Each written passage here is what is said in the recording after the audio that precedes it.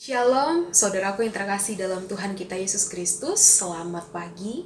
Kita bersyukur karena kasih dan kemurahan Tuhan kita boleh bertemu kembali pada perenungan pagi pada hari Sabtu, tanggal 8 Januari tahun 2022. Kita bersyukur karena kasih dan kemurahan Tuhan kita boleh bersama berkumpul mengikuti perenungan pagi pada pagi hari ini. Oleh sebab itu saudaraku, sebelum kita memulainya, mari kita minta bimbingan di dalam Roh Kudus. Biarlah dapat memberikan kita hikmat supaya kita mengerti apa maksud dan rencana Tuhan yang akan difirmankan di pagi hari ini. Mari bersama kita berdoa. Bapa dalam kerajaan sorga, kami mengucap syukur untuk kasih dan kesetiaan Tuhan yang boleh tetap kami rasakan hingga di pagi hari ini.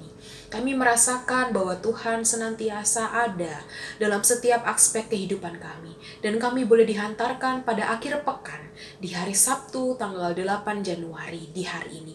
Terima kasih Tuhan, terima kasih. Ketika di pagi hari ini kami hendak membaca dan merenungkan firman Tuhan sebelum kami memulai serangkaian aktivitas kami. Biarlah Tuhan ada bersama-sama dengan kami. Roh Tuhan tinggal di dalam hati kami. Akal budi yang Tuhan berikan mampu membuat kami mengerti apa yang kami baca dan kami merenungkan bersama. Oleh sebab itu Tuhan, dalam kerendahan hati kami memohon, berfirmanlah karena kami siap mendengarkan. Amin. Saudaraku yang terkasih dalam Tuhan kita Yesus Kristus, pembacaan Alkitab kita di pagi hari ini terambil dari Yohanes 3 pasal 8 ayat 18 hingga ayat yang ke-19. Yohanes pasal 3 ayat 18 hingga ayat yang ke-19, demikianlah firman Tuhan. Barang siapa percaya kepadanya, ia tidak akan dihukum. Barang siapa tidak percaya, ia telah berada di bawah hukuman. Sebab ia tidak percaya dalam nama anak tunggal Allah. Dan inilah hukum itu. Terang telah datang ke dalam dunia, tetapi manusia lebih menyukai kegelapan daripada terang, sebab perbuatan-perbuatan mereka jahat. Demikianlah pembacaan Alkitab kita di pagi hari ini. Saudaraku yang dikasihi oleh Tuhan, salam sejahtera selalu bagi kita semua. Ada satu pertanyaan untuk mengawali perenungan kita di pagi hari ini. Manakah yang akan saudara pilih antara terang atau gelap? Pertanyaannya memang luas. Kita bisa menjawabnya tergantung dengan konteks apa. Ketika dalam hal kita beristirahat malam atau kita tidur malam, ada orang yang senang kalau lampunya itu dimatikan supaya mereka nyaman ketika mereka beristirahat malam. Tapi ada juga orang yang tidak bisa tidur dalam keadaan lampu mati. Jadi tetap bisa tidur dalam keadaan lampunya menyala. Begitu Bapak Ibu Saudaraku. Dalam konteks mati lampu, saya percaya mungkin dalam dunia kesehatan juga dianjurkan lampu itu mati supaya otak kita juga memberikan stimulus kepada tubuh bahwa harus waktunya untuk beristirahat malam.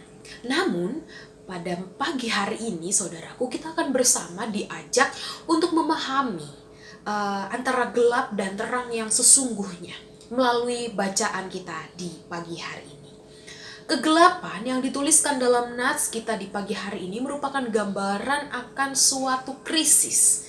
Dalam arti penghakiman, terjadi penghakiman. Ini mau menggambarkan bagaimana kondisi manusia saat ini yang dituliskan juga dalam Alkitab sudah diliputi oleh dosa.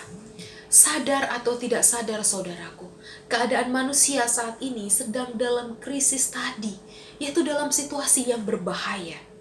Pertanyaannya, berbahaya mengapa? Karena apa yang menyebabkan bahaya? Sudah kebanyakan manusia yang masuk dalam gelap dan tidak mencari terang yang sesungguhnya. Oleh sebab itu saudaraku, kedatangan sang terang, yaitu Tuhan, hendak menolong kita manusia yang sudah hidup terlalu gawat berada dalam kegelapan. Terang ini adalah Tuhan itu sendiri. Dalam ayat yang ke-18 sebelumnya dituliskan, barang siapa percaya kepadanya, ia tidak akan dihukum. Nah, hal itu menandakan bahwa barang siapa yang percaya kepada sang terang, yaitu Tuhan Yesus, akan dibebaskan dari hukuman dosa. Namun sebaliknya, barang siapa yang tetap hidup di dalam gelap atau dosa tadi, Bahkan yang tidak percaya akan karya penyelamatan Yesus Kristus di atas kayu salib, mereka dikatakan mereka ada dalam bayang-bayang hukuman. Dalam kesaksian Yohanes mengungkapkan bahwa Yesus telah datang membawa terang bagi dunia yang gelap. Namun permasalahannya, manusia ternyata memiliki kecenderungan menyukai kegelapan dan menolak terang tersebut. Selain itu, pertanyaan bagi kita, ketika kita mengerti bahwa Tuhan Yesus datang sebagai sang terang, apakah kita benar-benar mau menerima dengan hati terang itu, terang yang sudah Tuhan berikan dalam kehidupan kita sehari-hari? Ketika kebanyakan orang menolak hidup dalam terang, akibatnya banyak orang yang hidup dengan tidak tenang. Orang yang hidup di dalam gelap pasti gundah gulana, tidak merasakan damai, tidak merasakan kenyamanan dalam diri, karena mereka tidak percaya terhadap terang yang sesungguhnya yang sudah hadir. Mari kita lihat kehidupan di dunia ini. Banyak orang yang meninggalkan Kristus hanya untuk mencari kesenangan diri lewat materi yang melimpah, iming-imingan jabatan, kekayaan, supaya kedudukan kita lebih tinggi, akhirnya kita diminta untuk meninggalkan Tuhan dan lain sebagainya. Sebenarnya mereka sudah memiliki terang, namun justru mereka meninggalkan terang hanya untuk kesenangan duniawi, kesenangan sementara. Kita bisa melihat, atau mungkin Bapak Ibu Saudara di rumah yang memiliki rekan yang seperti itu, kita lihat begitu kuatnya daya tarik nafsu duniawi menyelimuti, menghasut anak-anak Tuhan untuk meninggalkan Tuhan. Inilah sebabnya mengapa gelap itu lebih diminati oleh manusia. Namun sebagai orang percaya, saya yakin, saya dan juga Bapak Ibu Saudara yang mengikuti perenungan pagi, ketika kita sebagai orang percaya, kita pasti punya prinsip yang berbeda dari pemikiran banyak orang. Saya berharap kita tetap berada dalam berjalan dalam terang Tuhan. Kita yang rutin mengikuti perenungan pagi maupun perenungan malam, semakin hari kita percaya pada terang Tuhan. Terang Tuhan itulah yang menuntun, menyertai kehidupan kita. Sehingga kita memiliki jaminan akan keselamatan dalam hidup yang kekal bersama Bapa di sorga. Lewat pembacaan di pagi hari ini, saudaraku, hendak menguatkan kita, iman percaya kita, bahwa hidup di dalam gelap sungguh tidak mengenakan. Mengapa? Karena hidup di dalam kegelapan atau dosa, ketika kita berbuat kejahatan, tidak mengenal kebenaran. Ketika kita hidup dalam kegelapan, kita menindas kebenaran. Kita hidup dalam egoisme. Dan juga kita tidak mau tahu akan keberadaan atau sesama kita. Mari bayangkan, jika sang terang tidak datang, bagaimana keadaan dunia? Dunia akan terporak-porandaikan dengan sifat-sifat yang demikian. Untuk itulah terang Tuhan datang menyelamatkan manusia, agar manusia yang percaya tidak binasa, tapi hidup dalam terang dan tidak masuk dalam penghukuman dan tetap memperoleh keselamatan.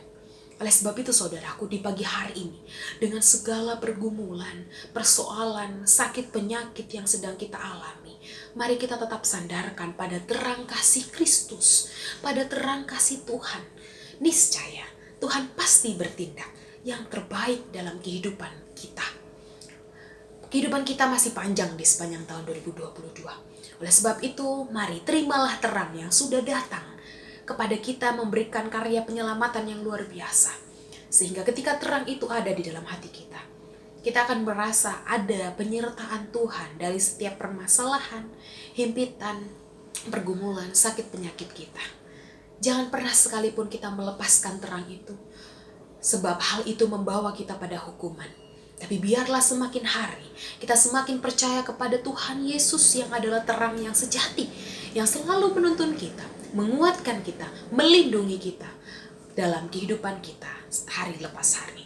Tuhan berserta dengan kita. Amin. Mari kita berdoa. Terima kasih Tuhan Yesus untuk firman Tuhan di pagi hari ini. Biarlah kami belajar. Kami menjadi anak-anak Tuhan yang hidup di dalam terang Tuhan. Kami bersyukur bahwa Tuhan datang memberikan terang. Tuhan datang memberikan keselamatan, kebebasan dalam kehidupan kami. Oleh sebab itu Tuhan, kami saat ini yang tersadarkan oleh firman Tuhan, hendak belajar kembali, datang kepada Tuhan, menyadarkan kehidupan kami hanya kepada terang yang sesungguhnya, yaitu Tuhan sendiri yang datang untuk kami. Sehingga kehidupan kami di sepanjang hari, kehidupan kami sampai Tuhan mengizinkan kami boleh ada di dunia ini, tetap berada dalam kasih dan terang Kristus. Terima kasih Tuhan Yesus, terima kasih. Ketika di pagi hari ini kami hendak melanjutkan serangkaian aktivitas kami, baik kami yang bekerja, baik kami yang melakukan aktivitas di rumah, kami yang bergumul mencari pekerjaan, kami yang sedang melawan sakit penyakit, kami yang dalam keadaan terluka, beban berat, kami mau menyerahkan semuanya yang terjadi di sepanjang hari ini ke dalam tangan Tuhan. Karena kami percaya bahwa ketika kami hidup di dalam Tuhan, Tuhan senantiasa menuntun menyertai kehidupan kami. Dan kami tidak takut dan gentar karena kami memiliki Tuhan yang pasti tetap selalu ada bersama dengan kami. Terima kasih Tuhan, kami siap melanjutkan aktivitas kami di sepanjang hari ini. Dan kami membawa doa pergumulan kami hanya dalam satu nama Tuhan kami Yesus Kristus yang telah memberikan kami kehidupan dan kemenangan. Amin.